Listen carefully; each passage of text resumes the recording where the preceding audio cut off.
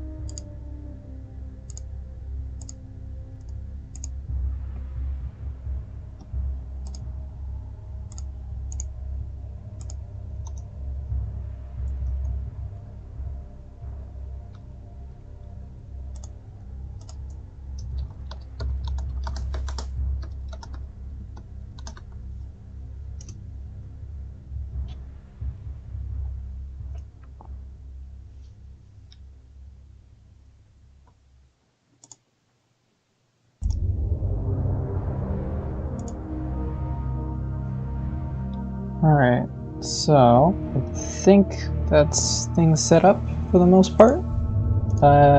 Tell me if audio is good.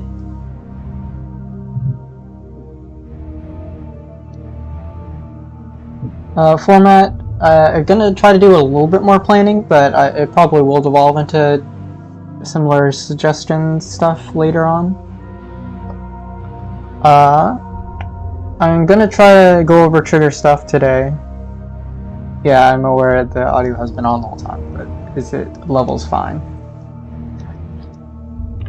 I'm gonna try to do trigger stuff mostly. I don't know exactly how many people are actually interested in arcade-like stuff like I was planning. Let's see. Can I...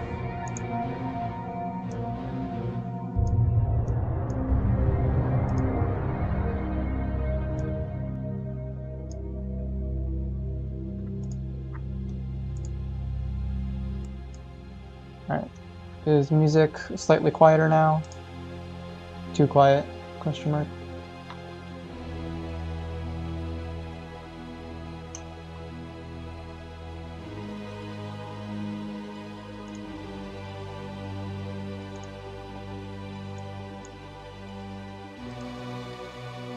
Okay. Turn this down again. How about that? Quiet? Quiet enough?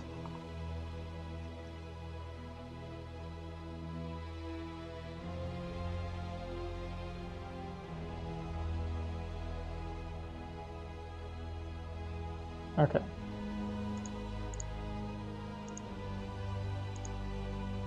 Let's see. Can I run a poll? I actually don't remember how to do that.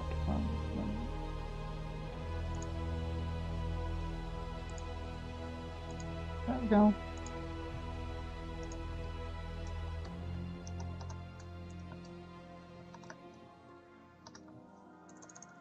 I think no matter what I'm going to do, I'm going to stick with triggers for the most part today. I might go into user types because that's probably something people are curious about. But go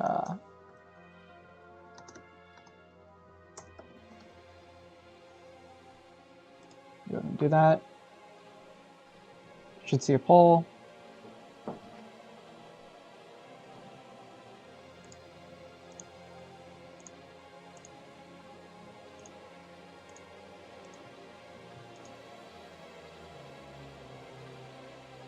Go ahead and vote in the poll.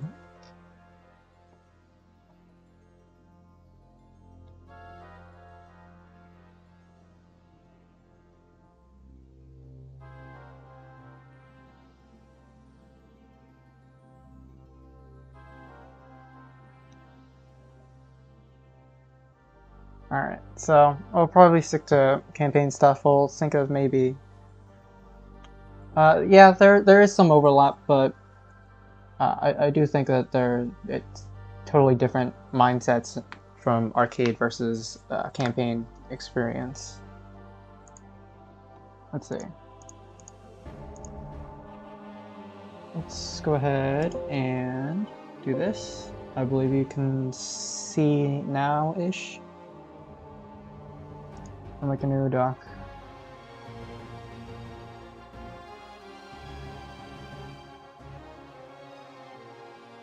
Alright, so.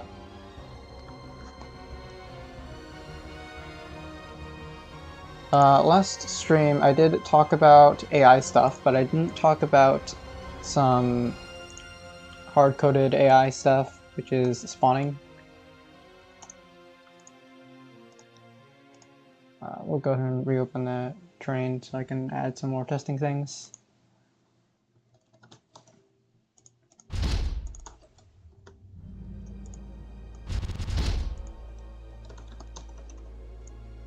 Alright, so a lot of attack waves in the campaign are built out of the buildings, and I talked about how to do that last time.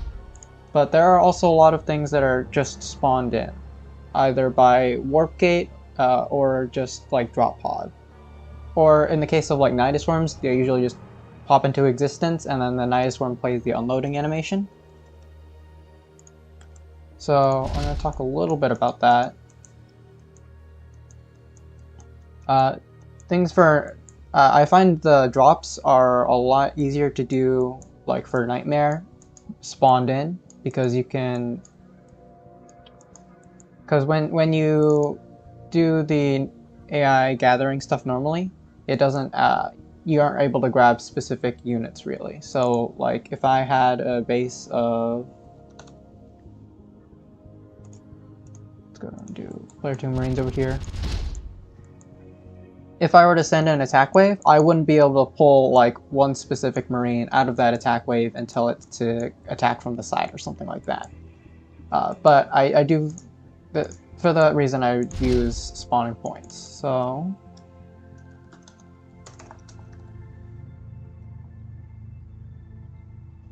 let's see. Let me actually close the poll real quick, if I can.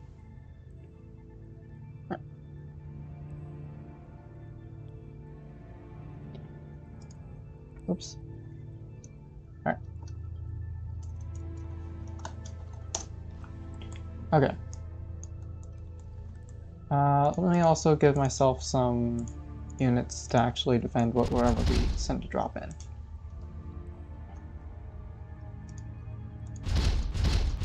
So one of the more common triggers I have for dropping in Nightmare, and something pretty common I like to add, are drop waypoints. can have one on the top and then one that comes from the bottom, I suppose.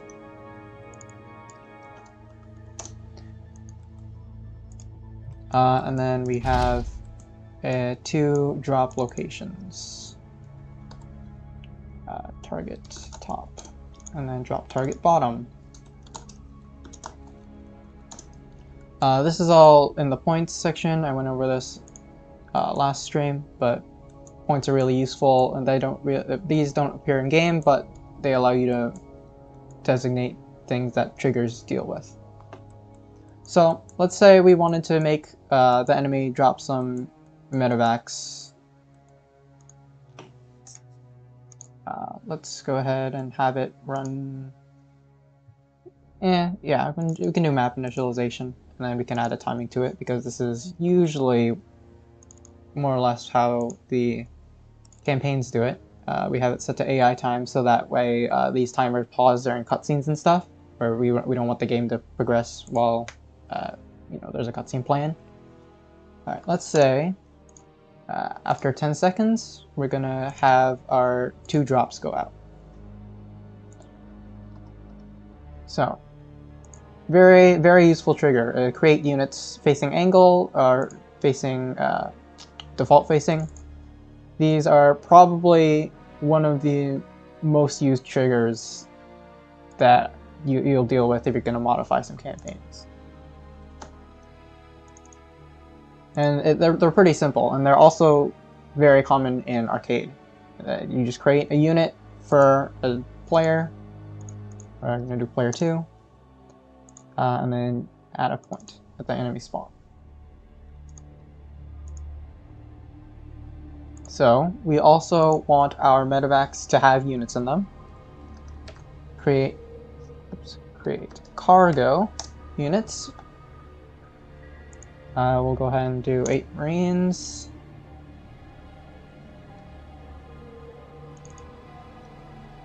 As unit, and the last created unit. So whenever you create a unit with at a location, this referred unit will become the last created unit. So if we were to do it again, then this second medevac would become the last created unit, and so both of our medevacs will have units in them. I do not recommend doing it like copy-pasting it over and over again. What I would recommend is doing repeat. So we can repeat twice, I suppose.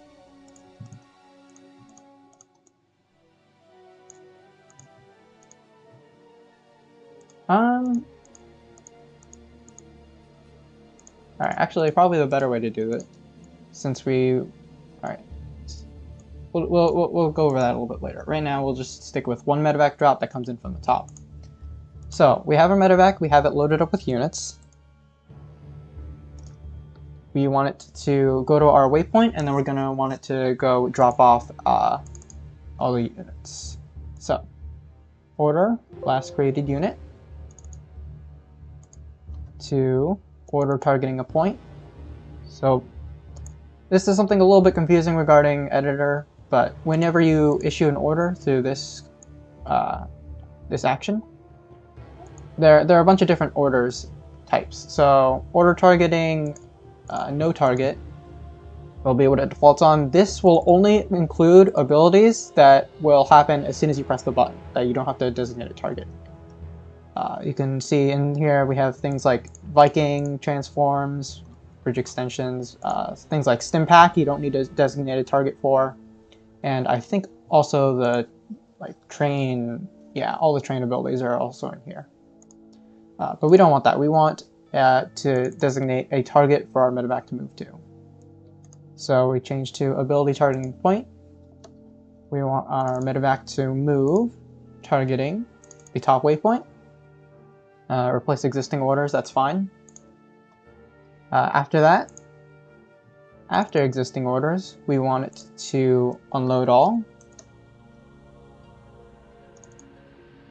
targeting our target top. I messed this up. This should be waypoint top.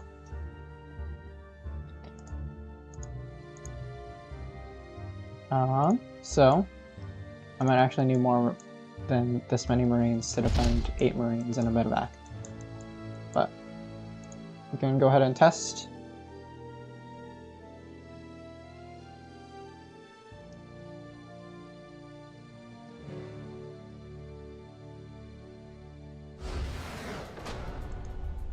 Alright, so after about 10 seconds, we should be able to see our medevac friend fly up, and it should, I believe, drop off a handful of Marines behind here.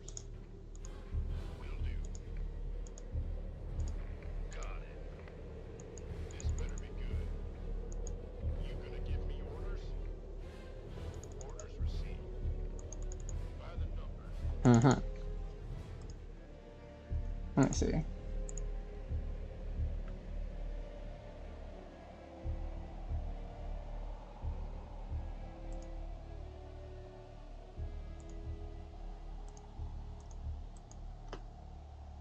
Alright, actually, let me just reveal the map, because that'll just make things easier for me to test on. Reveal area will reveal the entire map. Player 1. Reveal is commonly used in a lot of things, like usually in the campaign, whenever a nuke lands, they'll want you to watch it, so they will reveal the area of wherever that nuke lands. Let's see. So it is possible that this just doesn't run because of initialization things. It does. What? 0 seconds, so it lasts forever.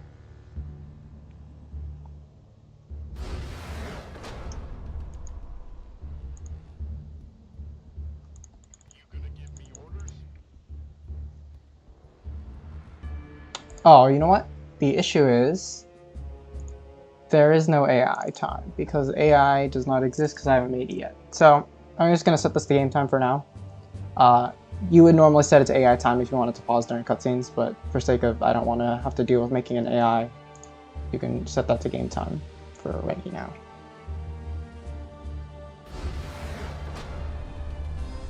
Okay. There we go. Here's our enemy medevac. It's slow, because of course it is, but at some point it will go up to our waypoint where we've placed, and it will come over here and unload behind our mineral line.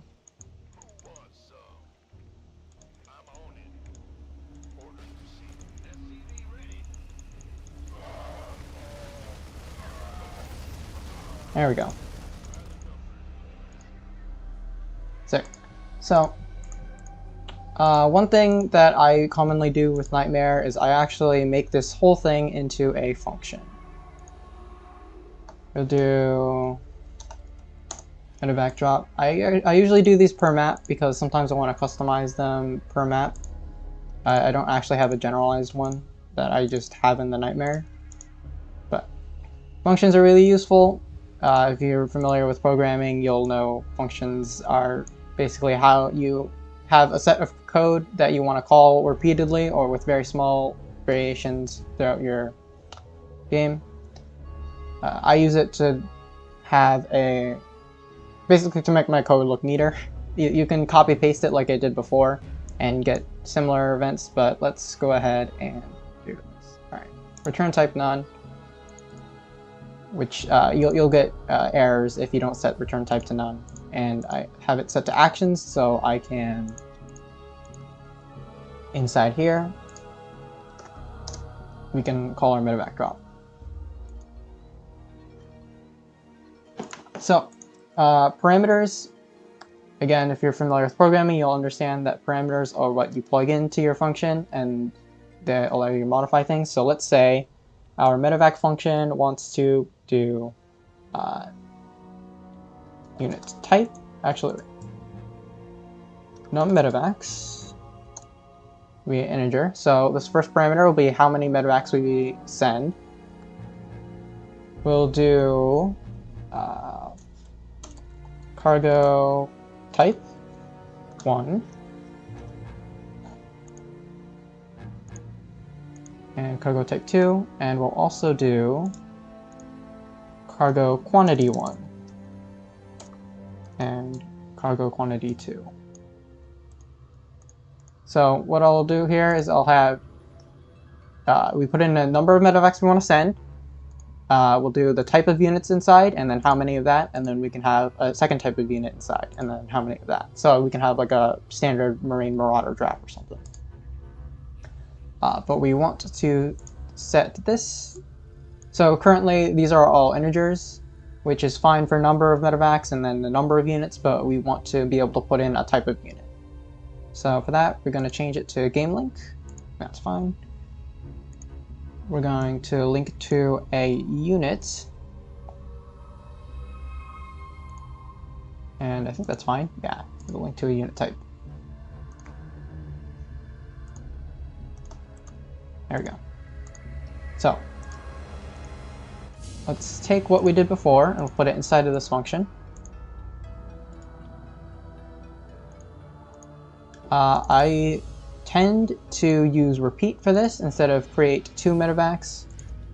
Repeat just makes it faster in my head, but it's probably not that important. So we want it to look at the number of medevacs. We will create 1 medevac. We will create quantity 1 of unit type 1, cargo type 1, and then create quantity 2 of cargo type 2. Another thing, actually, you know what, let's go ahead and do a drop waypoint and a drop target. These will both be points.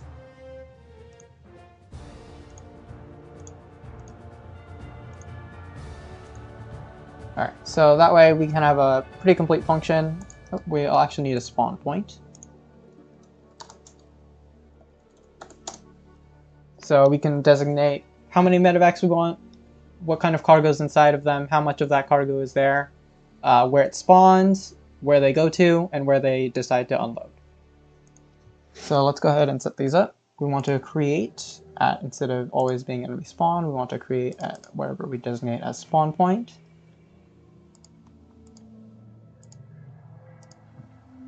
And then we want it to move targeting our waypoint and unload targeting our target point.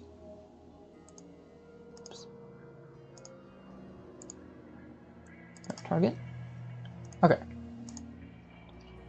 So when you're making functions, it'll look kind of annoying like this and not super descriptive. You can look at here to be slightly more detailed, but normally what you would do is you would uncheck this and then you would type in.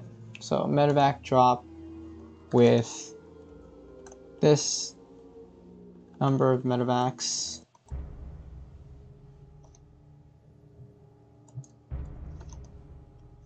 Yeah, that's this kind of stuff. I don't think I'm gonna go all the way through, but you know, this is just to make things easier. Oh my god, carrying this there. Yeah, etc, etc, etc.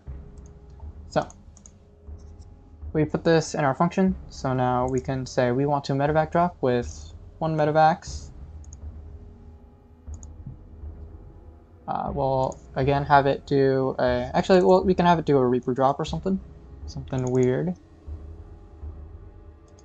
Reaper times 2, and then we'll have like a fire bat times 2. Sure.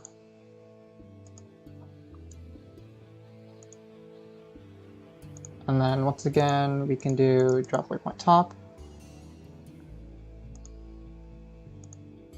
drop target top, and spawn at our spawn point. So now that we have it as a function, we can condense all that code, and let's say we wanted this to be like our drop trigger. I have a lot of this. This is pretty common in Nightmare and things like that if you just want to have enemies drop everywhere. So we can say after that first drop, we can have 15 seconds, and then we can have a drop from the top, and then a drop at the bottom at the same time.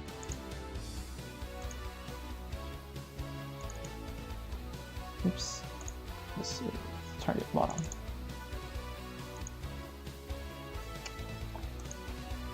Yeah, that's fine.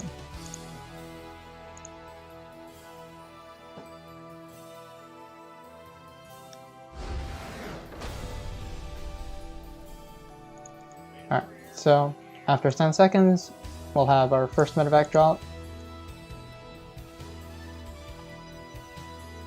After 15 more seconds, we should see our double medevac drop. There we go.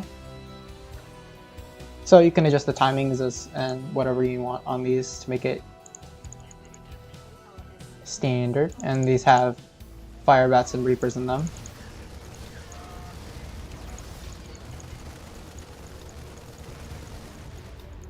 So there's a lot of stuff. Functions are super flexible. You can do whatever you want with them, basically. One thing I did in Media Blitz is I had made it so I could change between a medevac or a Hercules. I think I did that for Media Blitz. That might have actually been, it might be a spoiler for something else.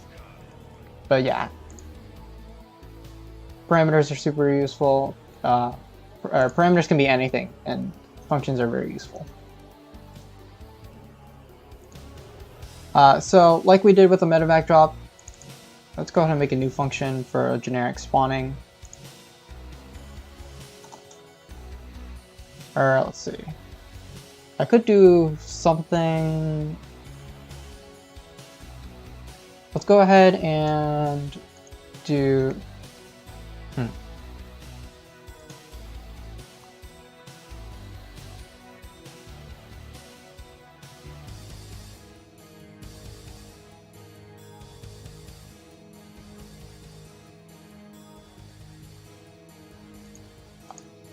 I was gonna show just how to do regular attack moving, but you could always like do the similar thing, but you could create like I don't know, like Zerglings, create some amount, and instead of move targeting, you can do attack targeting. It's pretty simple. I'm gonna step a little bit into the arcade, but also have some similarities with that and doing some randomness within regions. So we'll go ahead and create a region. We're going to call this a spawn region.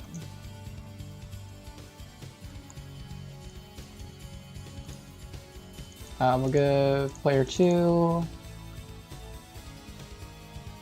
invisible pylon. This region is probably too big for that pylon, so we can just make more pylons.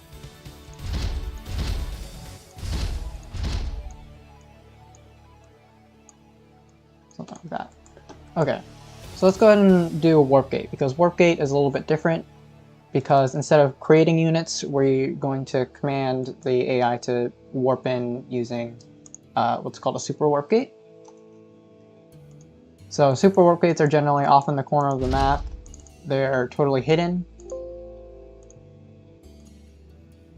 and they exist over there.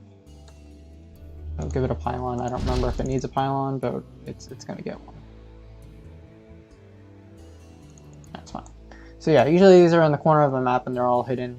Usually do it with the trigger, I think, but I think it's fine if we do just initially hidden. So let's say we wanted to create a warp in function.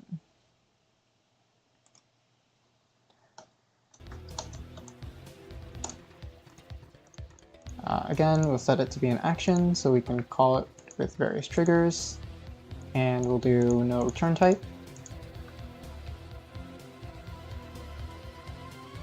So quantity. Actually, let's see. So we'll do unit type 1 beam length. So instead of it being a unit, we are actually going to make it set to an ability.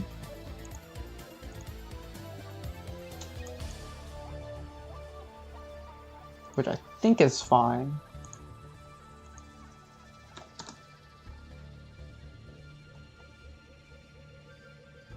Yeah, okay, so effect targets are under there. So...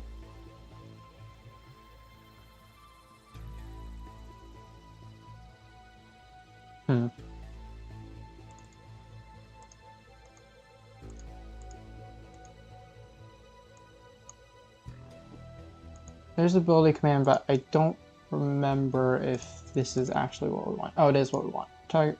Alright, ability command targeting a point.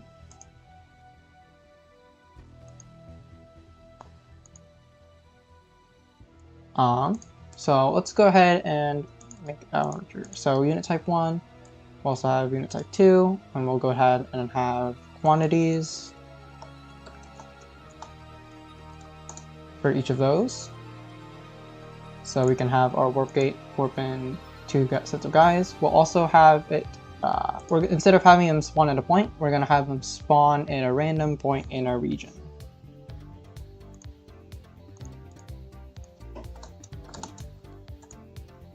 And we will have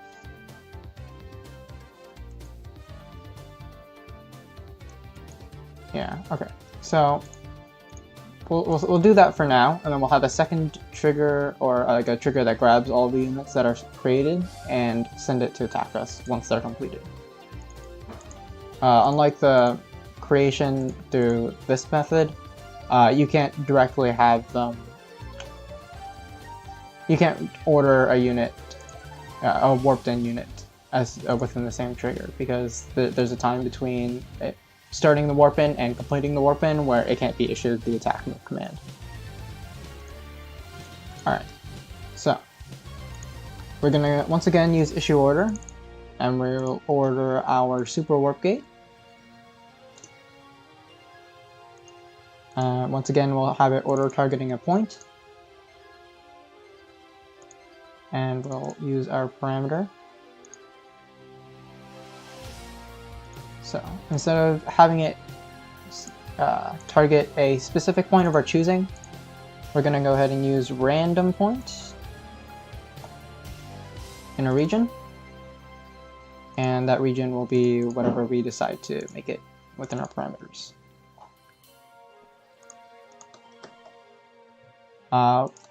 So you'll notice we can't do like create with this. We could have possibly changed this number in order to change the number of medevacs we had. With this we can't do that, so we're going to go and use a repeat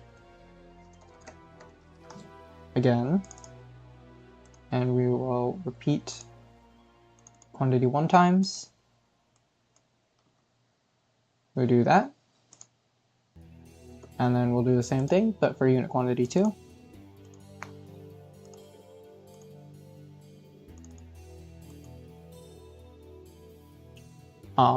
And I think that's all we need.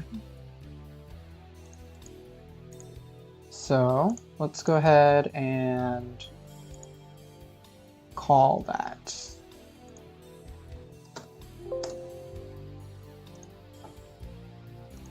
So let's say we wanted our super warp gate to train some zealots.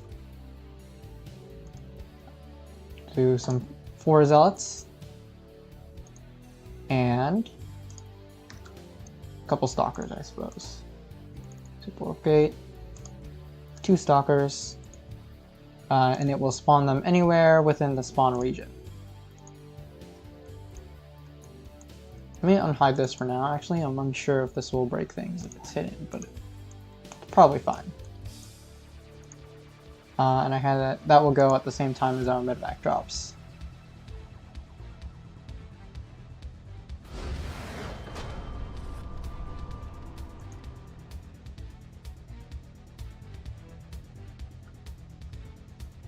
Oop. We might actually have to give them actual power, huh?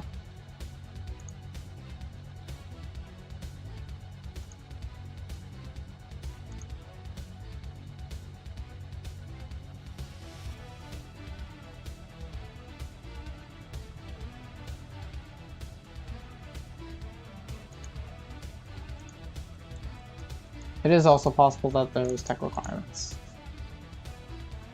We'll go and give them a gateway and a cybercorp here.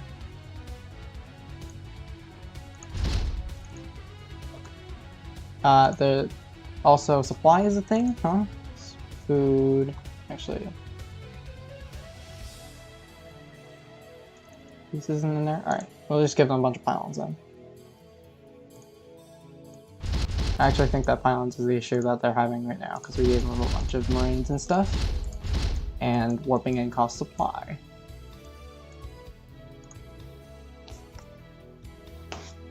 Regions I talked about last time, they are just a way of specifying areas. They're very versatile. You can have it be like, you can specify a region as an enemy base, or you can have it used as a tripwire, like when you enter a region, something happens. As you can see, we had our warp in with random places within our region. Alright. So those are some generic unit spawning triggers that I use. Actually, let me go ahead and we'll do our warp in finished, which will direct our units.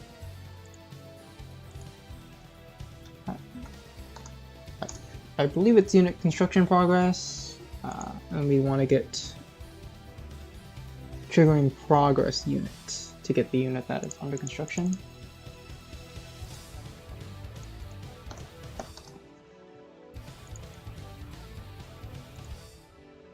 Order triggering progress unit. We'll have it attack. And we'll just use one of our existing drop target bottom. We actually should probably do some conditions to this. Actually, I'm not sure if this will work. I'm going to test this out right now. Triggering progress unit. No, triggering unit. We set this to the super warp gate. I'm actually curious if this will work the way I think it will.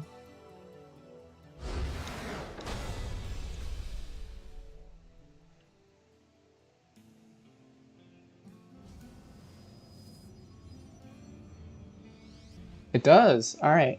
So now whenever we have that super warp gate make a unit, all of the units it makes will attack us.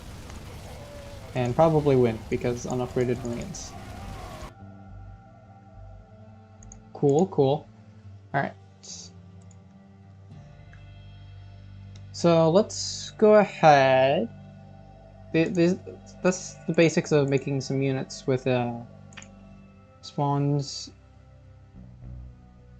Well, what I do for Nightmare and stuff is I will actually have it. Hey, you know what? That's fine. Well, we'll just demonstrate that because I can. So let's say instead of we wanted our medevacs spawning, you know, just from a random point, we wanted them to fake build out of these starports. Now, I'm not going to actually have them build as in like the starports play the building animation and we care about the time. I'm just going to have it so we look for the starports around the map, and if we can find them, then we can send out our medevacs from a random one. Or not a random one, but one of the starports. So, you know, so it doesn't look as chunky as just having things spawning from nowhere. Even though there are maps that do that, you know, like they'll have flying units come in from off the map.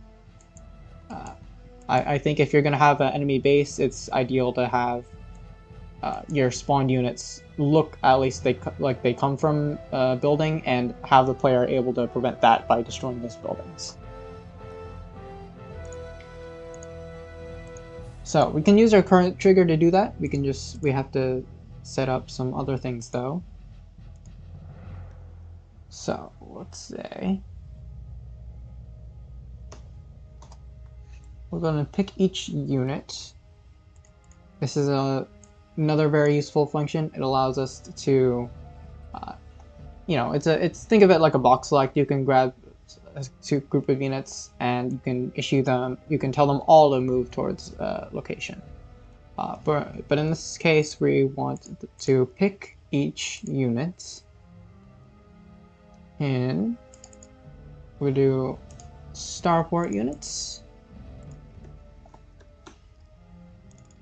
Look at all the starports on the map that are owned by player 2. Filters are useful if you wanted this to be like any unit and you wanted to pick all the armored or all the heroic units on the map. I think this is how Orca did the force fields for Twitch Trolls Grant. The jail time used this function. It picked every heroic unit and built force fields around them. So we'll leave this now because we're just looking at starports. We'll have at most 3 or 2.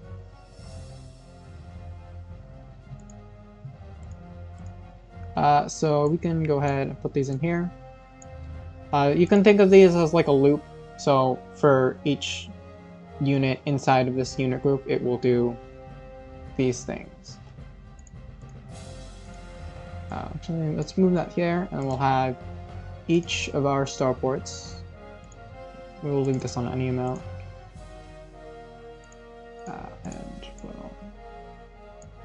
Let's just delete this for now. We don't need to deal with it.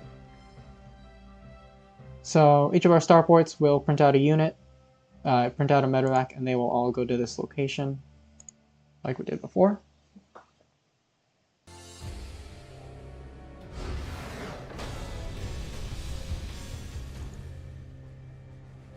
So 10 seconds, we'll have our medevac that goes, we'll have our warp ends. 15 seconds after that, we'll have these pop out some, each of these should pop out a medevac and it should take the bottom route. They do not, because I did not change this spawn point. Instead of spawning at the enemy spawn point like we did tell them to,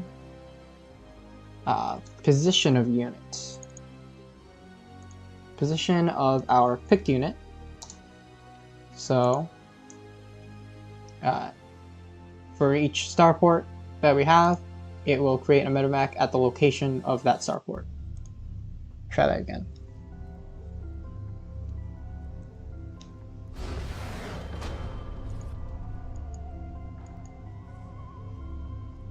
I do think that this method of spawning is one of the better ones. Things on like the dig,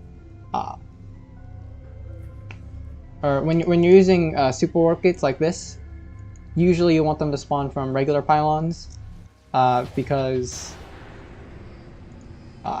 that way the player is able to kill those pylons if you want them to be able to prevent those warp ends. There is some managing in the background where you have to deal with, oh, what if all the pylons are dead? We'll maybe redirect to a different location. Stuff like that. But as you can see, each of those starports printed a medevac, and those medevacs each had that many units. Let's see. So those are the basics of unit creation. Drop pods are also a thing. They're pretty intuitive. There's a drop pod action in here.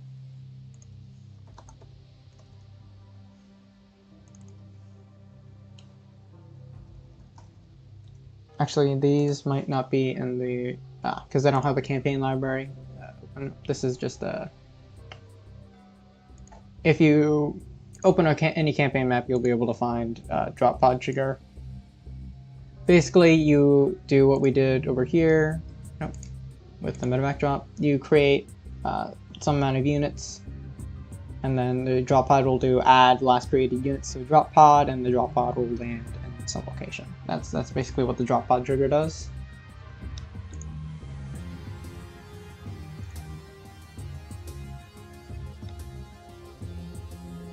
Let's see, what other triggers do we want? Let me go ahead and do that. I believe should go.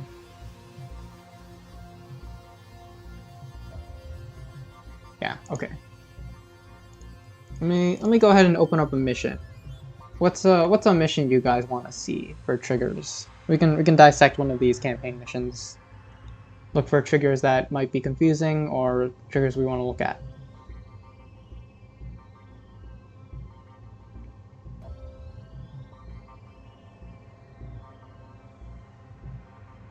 Outbreak. Outbreak does use that. Let's see. Hansen 2 is what Outbreak is. Yeah.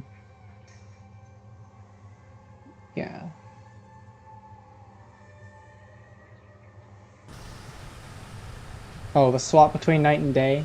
Ooh, alright. That's fine, I think. Okay.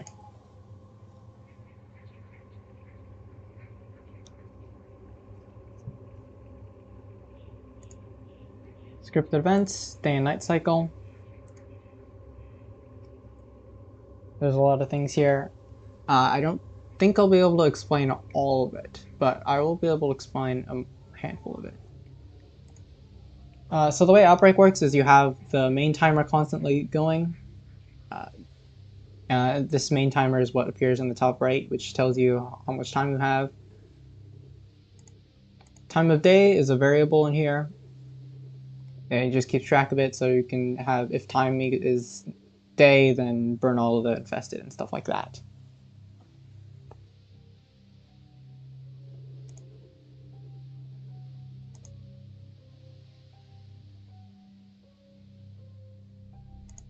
Display, pretty. I mean, this is what the display message is. That's just how it works. These might actually be. No, Infestor Cycling is already in, so I don't think I have Nightmare installed right now. So this should just be default Outbreak. So these are all timers. So transition to night, I believe what this is doing is that after... Okay, so timer expires, it turns daytime. So times night, it will switch it to day. Day count will go up. It will turn all the lights off, I believe.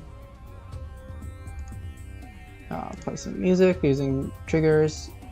Run a transmission for like, hey, it's gonna be our time, alright. As Tychus does.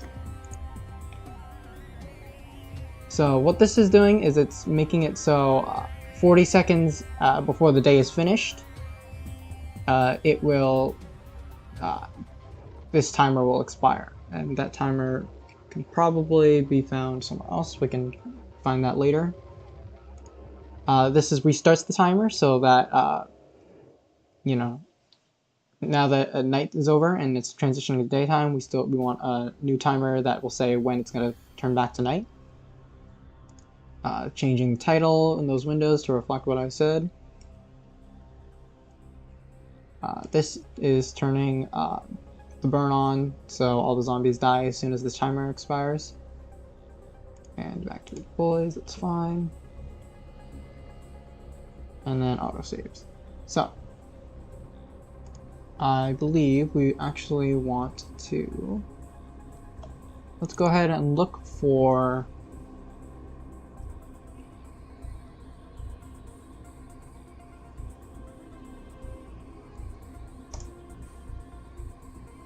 that. Alright. So this is the aesthetics that changes the time of day. Set lightning trigger. I don't actually, let me see if that's native. It does seem to be native. So you're able to set time of day and change the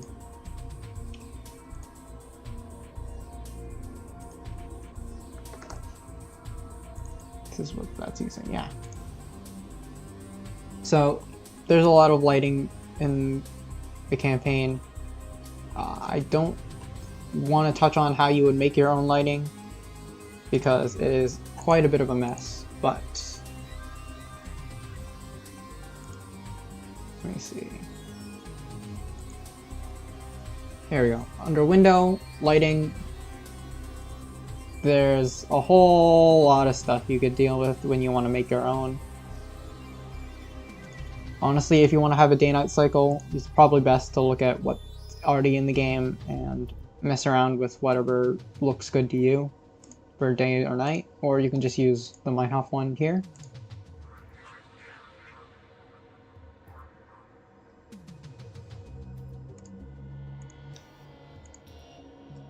So let's see.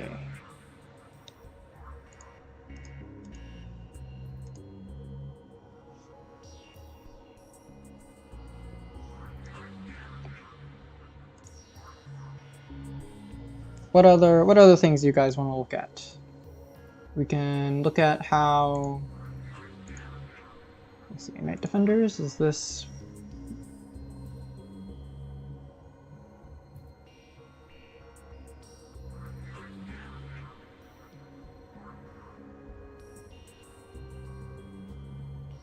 Night Defenders 1. Yeah, so as you can see, these use the same create spawn units, but they spawn them basically on whatever unit gets attacked. Common thing to do is have the difficulty integer. Instead of just having 1, you could have it set to different values per campaign difficulty. So 4 for brutal, 3 for hard, 2 for normal, 2 for casual.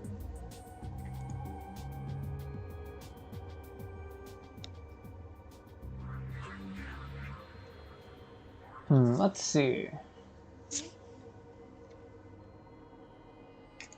What else can I mess with?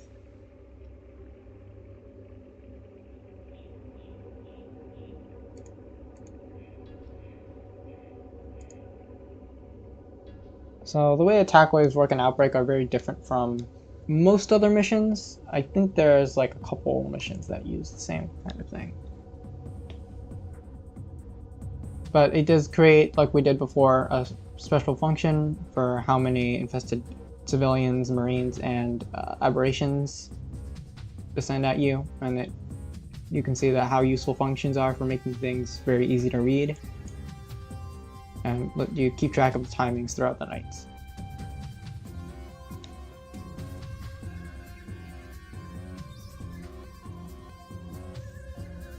Let's see.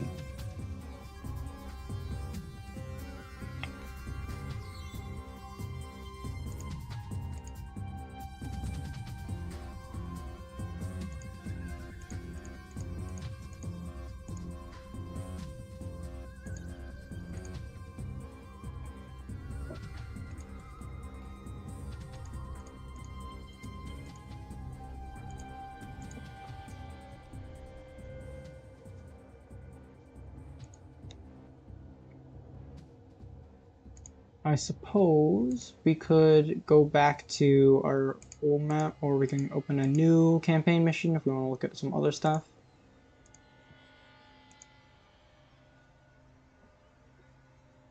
What other triggers are really nice to have?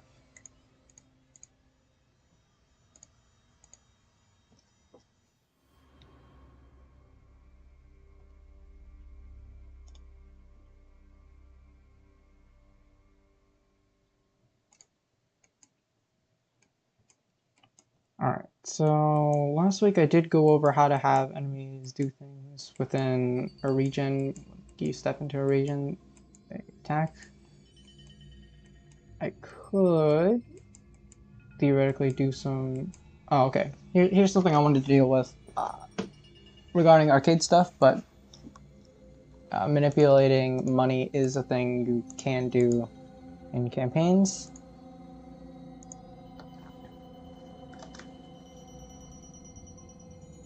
Actually, we'll just do it as if we're making a survival campaign. So let's say you were playing, you wanted to make it so when you kill a unit, you're rewarded. You get some money back. Kill bounty. Sure.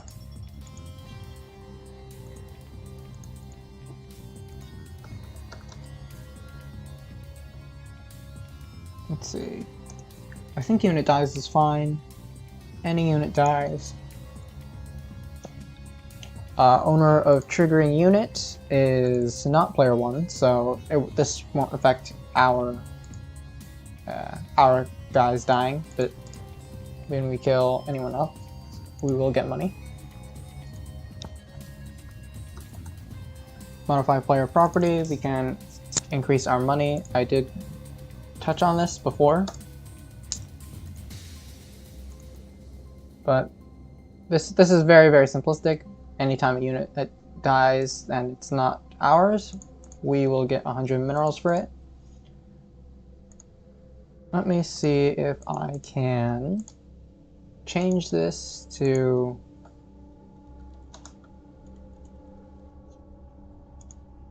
a unit property. Actually, wait.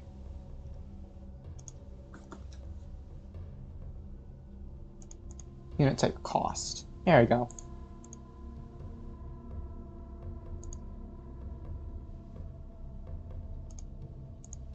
Unit type of our triggering unit. Okay.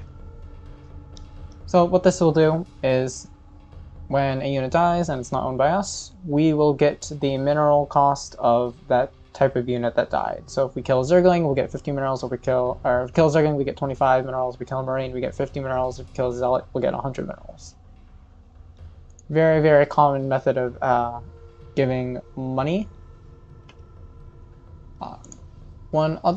So let's say we wanted, instead of just being the clean 25, 50, 100, we wanted to create a table that has all of the unit bounties. And that way we could reference that table when we want to kill a unit and reward some money.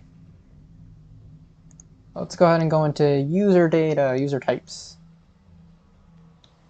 And I'll try to make this the only data part this stream because I want to stay away from data for right now. But within the trigger, or within data, is it game? I forget which one user types are under.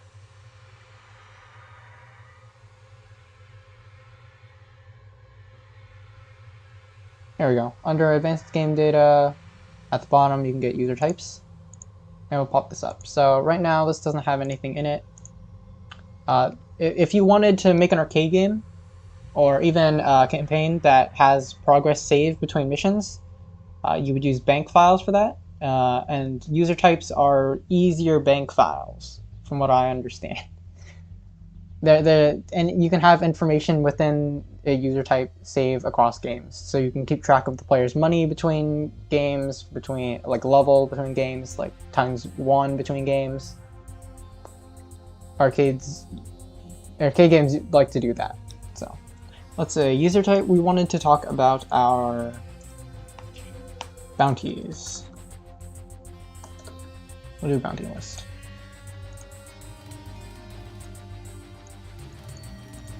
Okay, so a user type is basically a list or an array that lets you sort things out. I do think the best way to describe it is just to have a description of it. So a unit. So non-modifiable, that's fine. Reward. Actually, we could do something like reward 1 and reward 2. That might make things a little bit more interesting. So we have a unit and it rewards 2 things. Actually,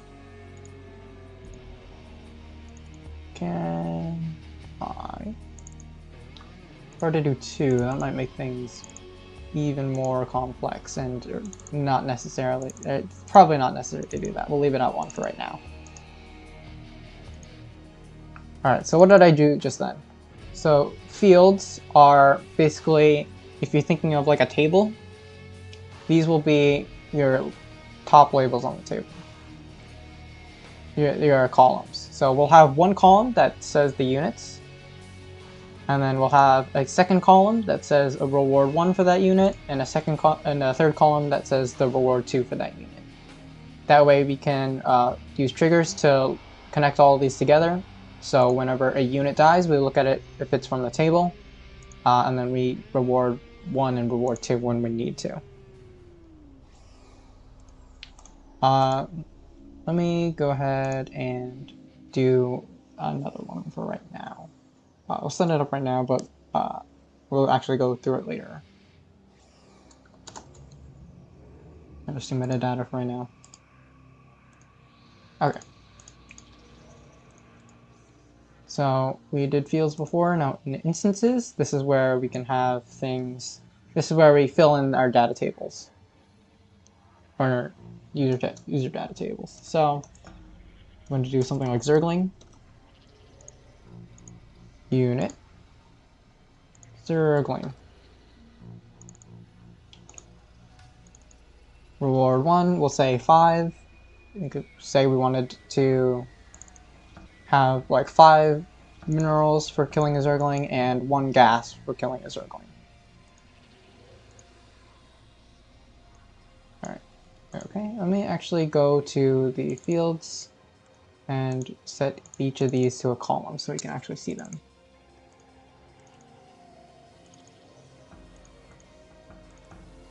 This should make it clear what we're doing here. There we go. So now we have our Zergling, reward 1 and reward 2. This is the kind of table that we're making. We can fill it in with other things. Obviously, this is going to take a while if you have a billion types of units that you want unique things from, but if you're making an arcade game or making like customized bounties, what do you expect? 10 and 3 gas or something. So now we have individualized rewards for Marines and Zerglings. Let's go ahead and combine all of that in triggers. So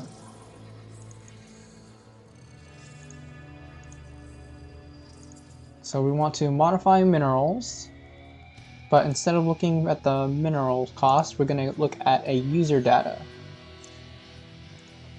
integer.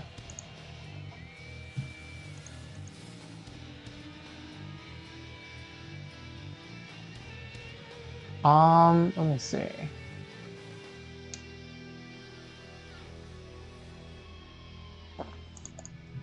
Now I have limited computer science experience, so there's probably a better way to do this, but this is how I would actually do it.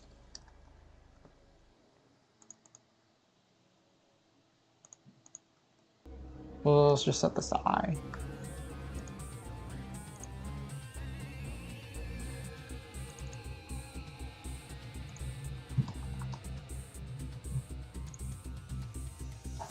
Alright.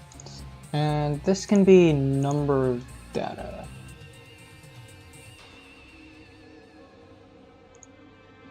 Data instances.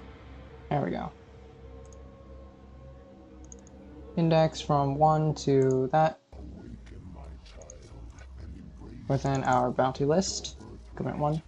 So this will iterate over each of our bounties. Nice music. Anyway, this will iterate over each of our list objects. Let's go ahead and do an if.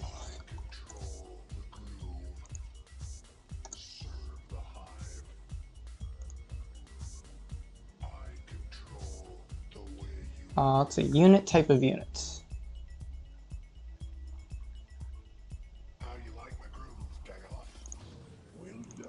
There we go. Unit type of our triggering unit, so that. We want it to also equal a unit type from data.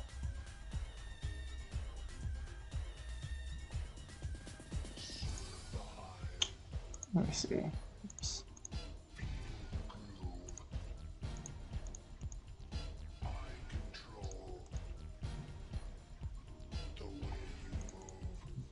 Instance by index, and then this is that, I believe, right? Yeah, okay. Sorry, I'm not explaining this very well, but I'm gonna go through and fill this out.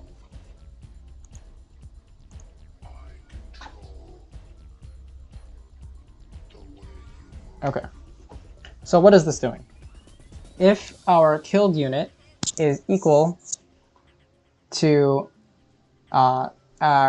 any of our indexes within our bounty list. So within bounty list, within our unit column of our bounty list, this trigger will look for if the killed unit is that unit type.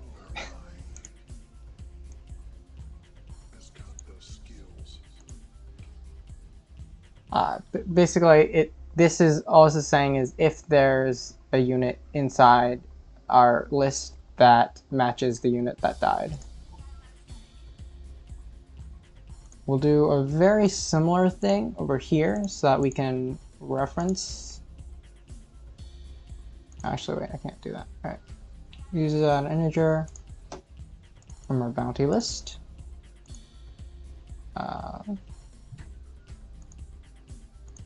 We want this to be from index again, and we'll index again from bounty list, and our field, I think it's reward 1. All right, so what is this doing? So when it finds a unit from that matches the index, we will get the reward from that corresponds to it and add minerals based on that. So we can set this to gas and set this to reward 2. And that way, when we kill units, we get minerals and gas based on what they are. I think that's all you need to do for this. I'm not entirely sure if this will work exactly the way I want it to.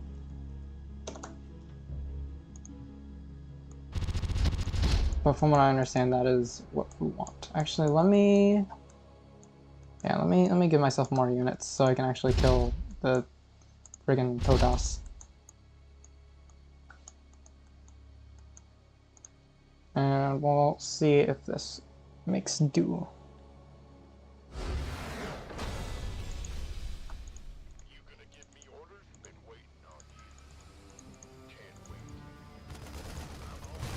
Hey, there we go. Each time we kill a Zergling, we'll get whatever we set that to. I think it goes 5 minerals and 1 gas. 5 minerals and 1 gas. When we kill a Marine, we'll get 3 gas each. And however many minerals we set that to, 10 or whatever it was. Very cool. That is how you would do a bounty system, which is very, very common in arcade games. You think of like Nexus Wars or basically any tower defense out there. Kill a unit, you get money. That's how you would do that.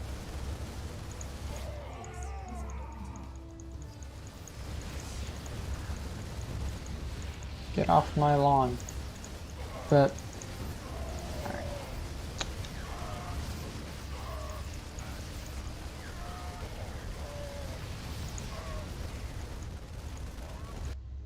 Alright, what other things can I mess with?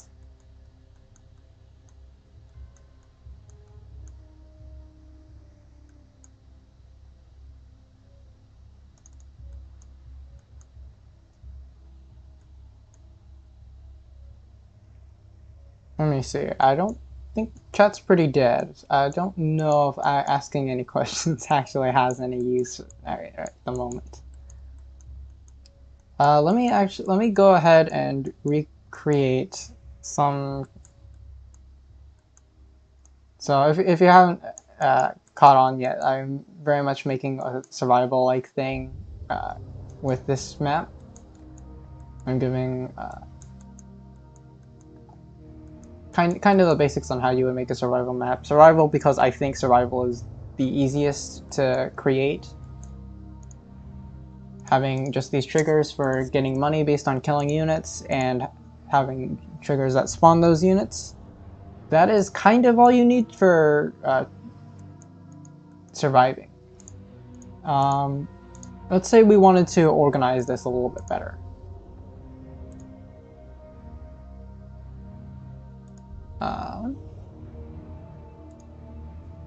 So let's say we wanted to split up into several waves.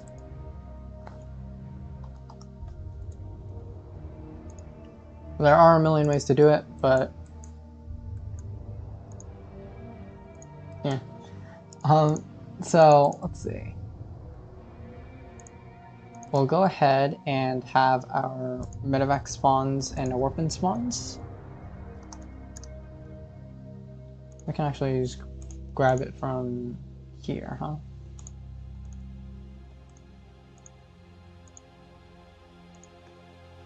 There we go.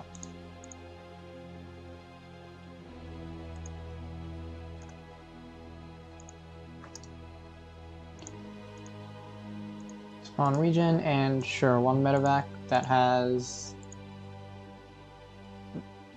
We can just do 0 fire bats for now.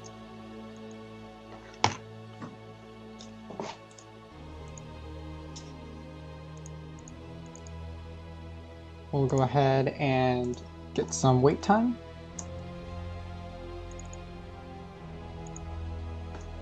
We'll give it, say, 30 seconds or so. And then we can have it spawn another wave.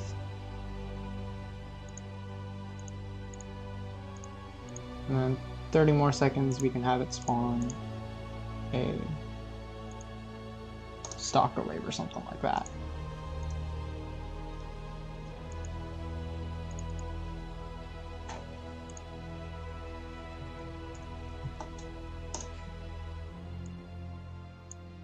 Alright, so this wave will do all our spawning.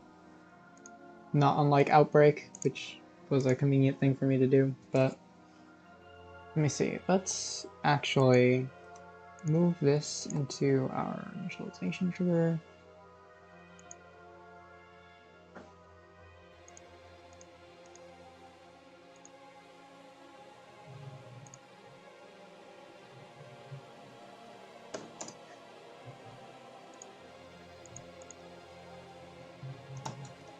Do some grace time triggers.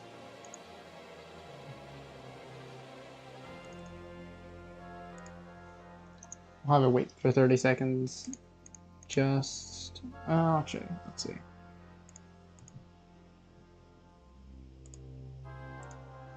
We'll just have the spear wave controller.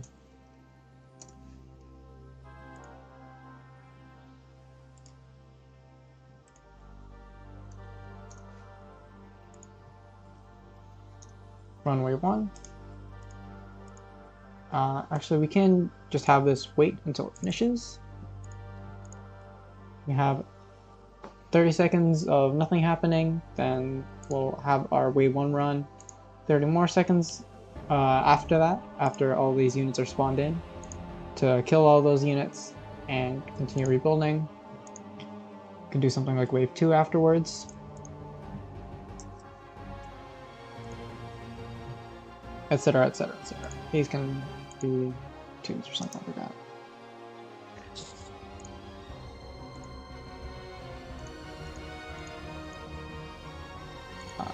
Yeah.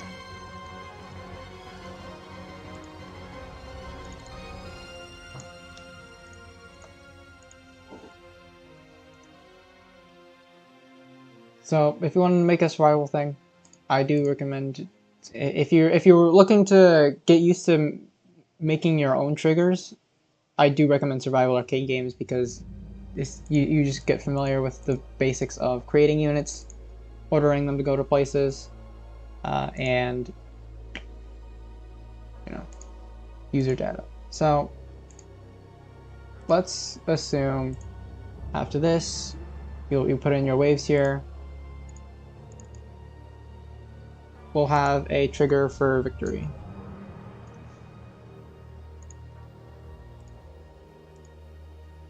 Oops.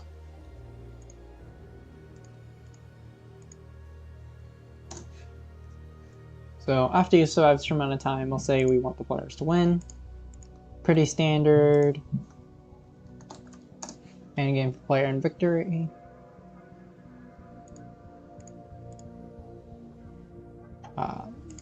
So let's say we also wanted to keep track of how many games each player has won. Alright, or how many games player 1 has won. I don't know if we wanted to make it like so each time you play the game it gets more difficult.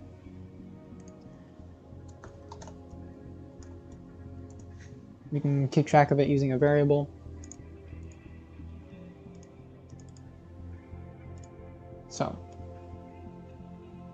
Let me go ahead and go into our data. We can set up our metadata, things that will carry between games.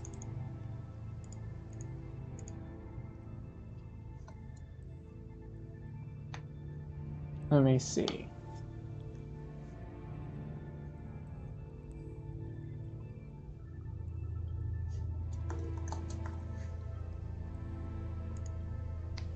Modifiable is an important thing to tick here if we want our things to be, modifiable. Actually, yeah, okay. It's gonna be column 2, and we can have player for column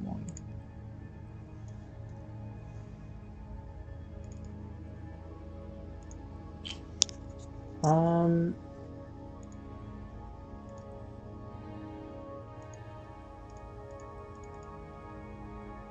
You can have something like this. And you can add these for each player.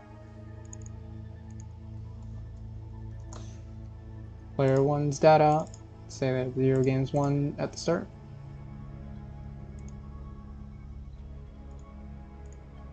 Now, if you wanted to manipulate that data, you can say when the victory screen pops up, then they have completed another game.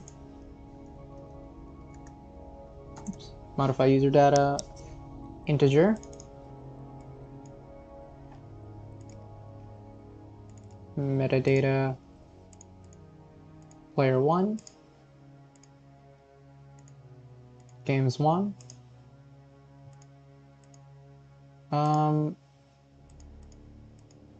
Let me see.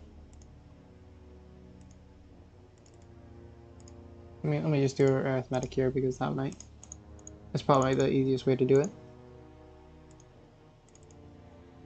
There you go. That plus 1. We will need to set this variable equal to that at some point, but we can just go do it at the start of the game. Set our games 1 by player 1. Oops.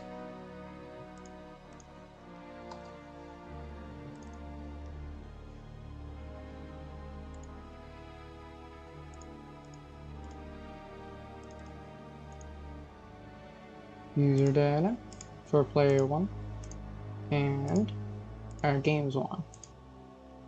There we go. So now we get it from there. When the player, we'll also need to load and save these to a bank.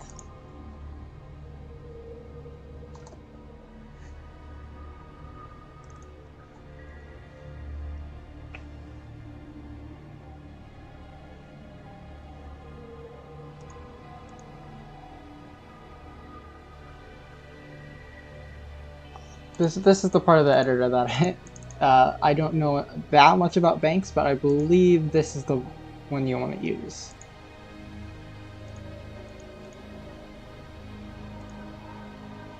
Oops. No, this isn't. Hold on. Bank.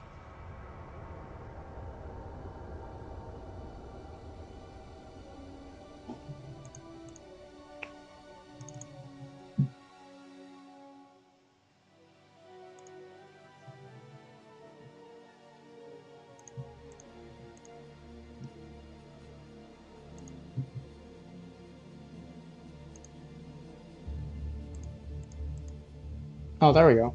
It's just that. Oops. There. So, label this to a bank.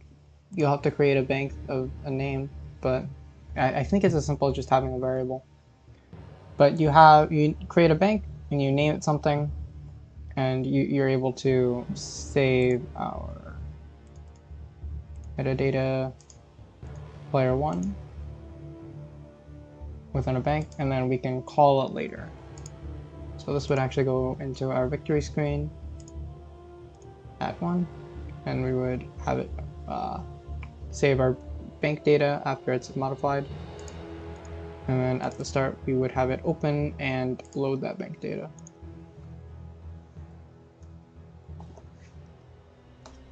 Hold on, user data.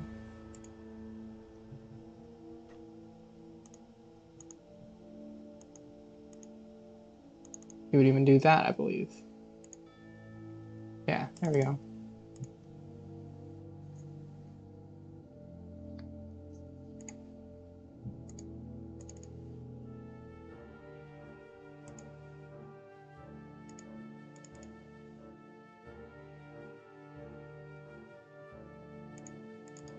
No, you would. I think you would need to open a bank and save it.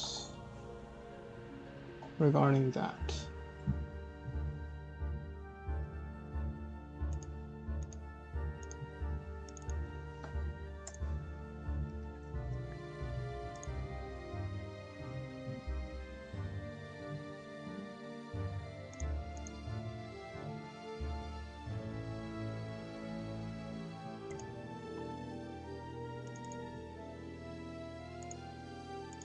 Okay, so yeah, you would use both of these.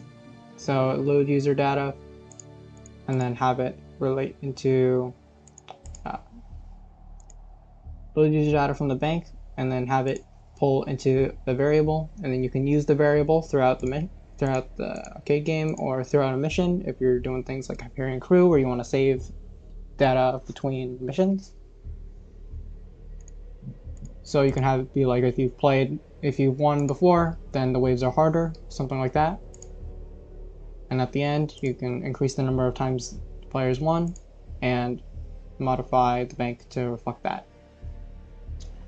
I don't have that much experience with this stuff, like I've said before, so I think that's how it would work. If it isn't, don't quote me too much, but I think that is what you would want to do when you want to create save banks.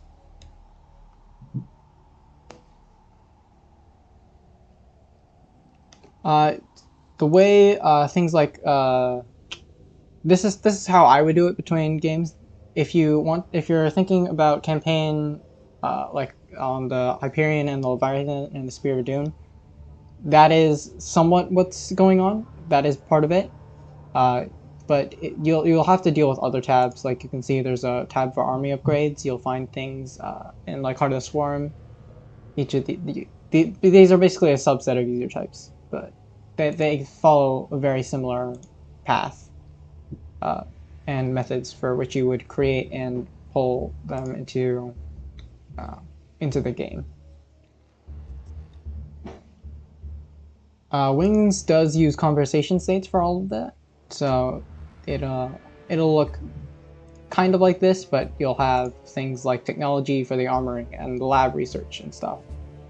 And you'll be able to see things in there that adjust like costs and images and text for those things under conversation states.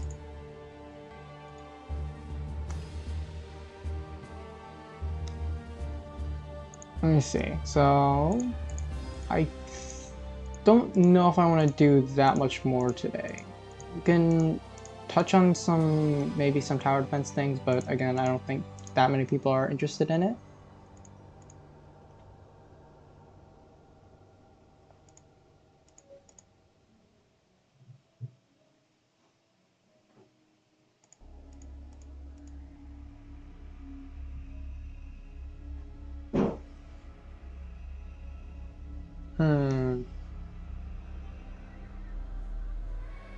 Autosaves? Yeah, we can go over autosaves.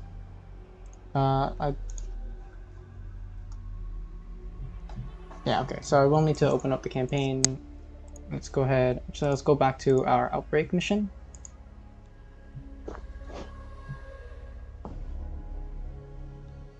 So I think autosaves only work if you're going to modify them from the campaign.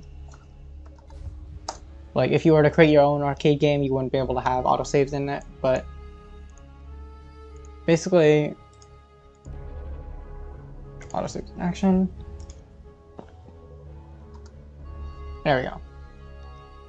Put this wherever you want an autosave. Let's say you wanted an autosave like what Outbreak is doing. It'll save after day or night time is up. Actually, I think this is just, it'll save every time night time is up. I don't think it saves when day is complete.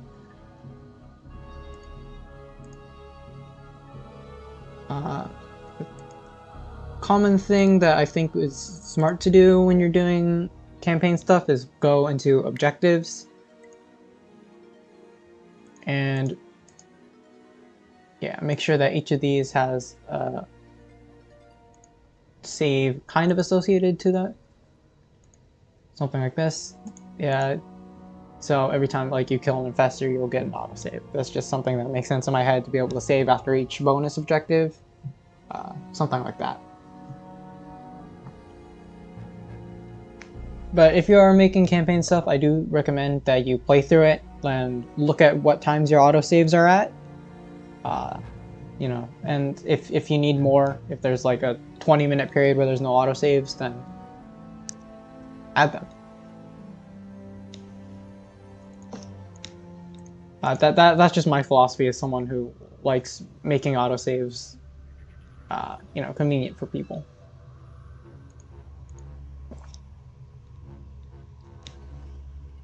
Let's see, so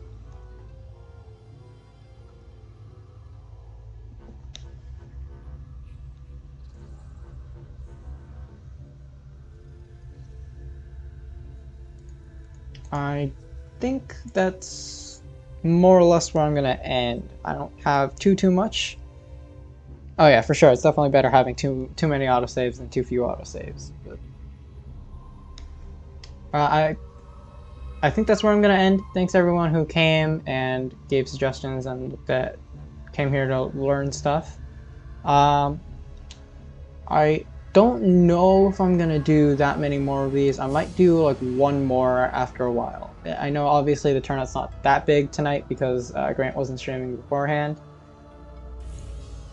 I might do them based on if there's a bunch of people who are asking questions, or like maybe after the editor series. Yeah, I don't know.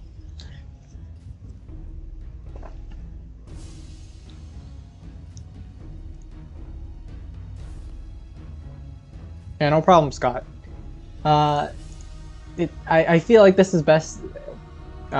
These kind of editor streams are really nice to just kind of look at. I don't know if like, let me see how to explain it. I do think if I wanted to learn the editor for the first time, I think I'd just this is the kind of thing I find more interesting. Just looking at people do stuff, and even if I don't understand what's going on down the road, you look at that and you're like, oh hey, I recognize how to do that kind of stuff.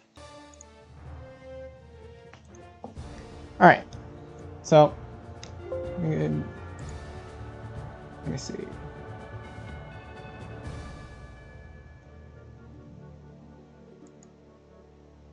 There we go.